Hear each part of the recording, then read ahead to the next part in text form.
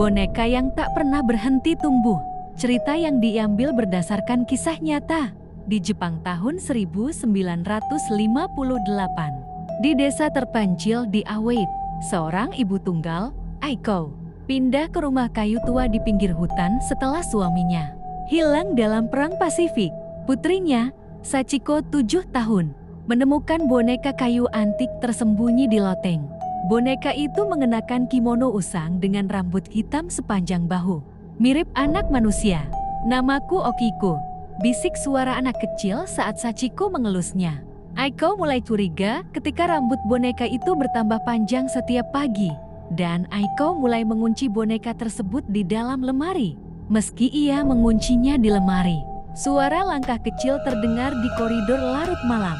Dan Sachiko kerap terbangun dengan luka goresan di lengan. Suatu pagi, Aiko menemukan rambut boneka itu telah menjalar seperti akar hitam, menembus dinding kamar Sachiko. Penduduk desa berbisik tentang legenda Ikininyo, yang artinya boneka hidup abad ke-19. Seorang gadis bernama Okiku tewas dibunuh saudara tirinya di rumah itu. Sebelum meninggal, ia bersumpah rambutnya akan terus tumbuh hingga dendamnya terbalaskan. Aiko membawa boneka itu ke kuil lokal. Pendeta memperingatkan, roh Okiku mengira Sachiko adalah reinkarnasi saudara tirinya. Ia ingin mengambil nyawanya sebagai ganti. Ritual pembersihan dilakukan, tetapi api sesaji tiba-tiba padam dan boneka itu menghilang. Malam itu, Aiko terbangun oleh jeritan Sachiko di kamar putrinya. Ia melihat bayangan Okiku sedang mencabik rambut Sachiko dengan kuku panjang. Aiko berteriak dan memeluk Sachiko, tetapi tubuhnya sudah dingin. Rambut gadis kecil itu memutih seketika, sementara rambut boneka di sudut kamar tumbuh subur dan menjalar di lantai. Keesokan hari, tanpa diduga, penduduk menemukan Aiko sang ibu gantung diri di loteng.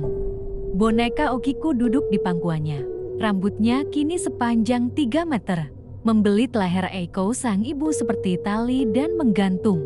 Cerita ini berdasarkan kisah nyata. Boneka Okiku asli disimpan di kuil Manenji, Aomori. Rambutnya diklaim terus tumbuh sejak tahun 1918 dan dipotong ritual tiap tahun. Banyak pengunjung melaporkan melihat bayangan anak perempuan di sekitar kuil. Jangan pernah angkat boneka yang kau temukan di tempat sepi.